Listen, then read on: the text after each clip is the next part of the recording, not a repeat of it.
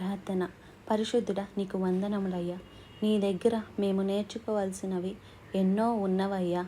మా బ్రతుకులో మేము మానుకోవలసినవి ఎన్నో ఉండగా, నేర్చుకోవలసినవి ఎన్నో ఉండగా, మా పాత ఆదాము స్వభావం నుంచి పరిపూర్ణమైన విడుదలను, పరిశుద్ధపరచబడిన జీవితమును కలిగి ఉండునట్లుగా నీ యొక్క మనసును ధరించుకొనుటకు నీ సన్నిధిలో ఎప్పటికప్పుడు ప్రార్థించుకొని రూపాంతర అనుభవాన్ని పొందుకుంటూ నీ రాకడ కొరకు సిద్ధపడుటకు సహాయము చేయమని క్రీస్తు నామములో అడుగుచున్నాము తండ్రి.